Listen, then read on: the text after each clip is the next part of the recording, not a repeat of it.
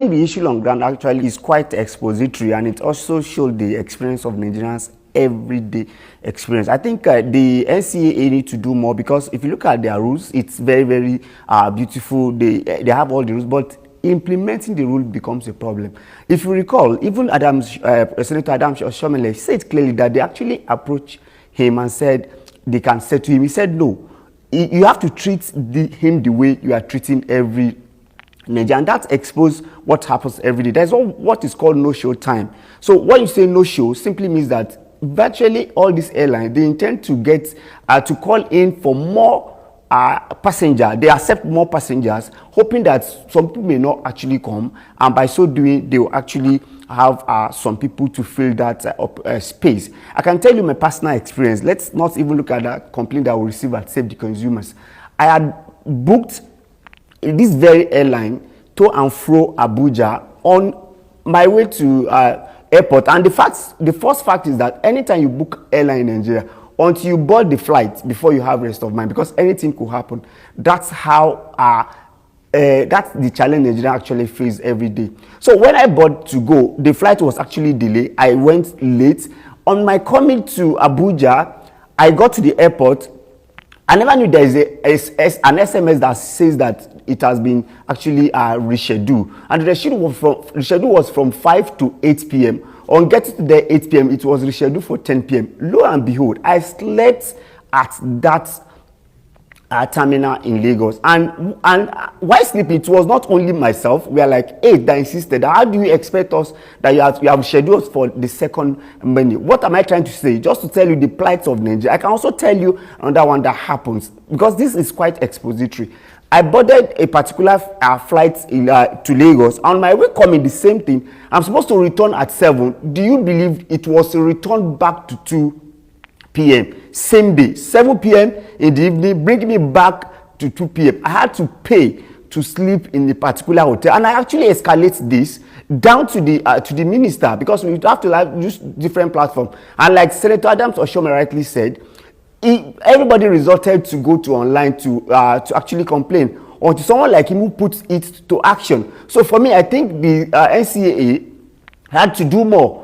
The minister needs to do more to see the plight of Nigerians when it comes to airline, until you are in that flight before you could have confidence in that. And this happens virtually every day. And I'm happy that this actually came out. And by so doing, we can also give you other proof that this has been happening. It's a normal thing to happen in Nigeria. No doubt. I mean, many Nigerians, including our humble selves, have experienced flight cancellations and delays. Captain Iyayi, what exactly is the standard? Because if you're traveling, abroad, for example, and flights are cancelled or whatever happens, the airline takes responsibility for, putting you in a decent hotel, taking care of your meals, and making sure that you're comfortable. Why is it that Nigeria Airlines don't do that? Thank you. So again, no explanations when flights are cancelled or when they're delayed and all of that. Well, I mean, there's customer service, and if indeed an airline is not doing that, then of course that's lacking. Then it's a different thing entirely. Now, what I want people to understand is the primary cause of most delays, particularly, is infrastructure. When you have an airline take on a 30-minute delay in the morning out of its first flight, that 30-minute delay, there's a ripple effect. It turns out to be 3 hours at the end of the day. Now, people do not understand also that we have what you call sunset airports in Nigeria. These are airports which by 6 p.m., if you're not there, then you cannot fly in there. So you find airlines who have scheduled to go to the major markets using their aircraft assets. And mind you, the airlines in Nigeria have only about a 10-hour operating window in a day. These assets fly about 6 hours a day when they should be flying about 10 hours a day.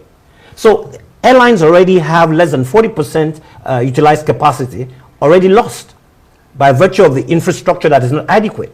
So you find a situation where airlines are struggling to play catch-up once they've lost 30 minutes in the morning. And almost every single airline ends up with that. Now, yeah, but it doesn't really absolve them of responsibility. No, it does not. It does not. However, there are certain cases where you have force majeure. Take, for instance, an airline flies into an airport on a normal operation and ends up with a bird strike. that aircraft is taken out of service. And then they have to now look for another aircraft that is coming in from another flight to now make it up.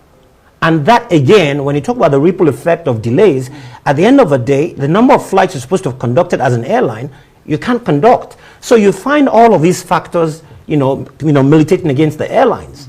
So when people talk, the only part of it they see is the face of the airline, not minding what goes on in the background. In the background, there's infrastructure inadequacy. I mean, right now, as we speak, the Federal Airports Authority of Nigeria has a shortfall of at least 3,000 aviation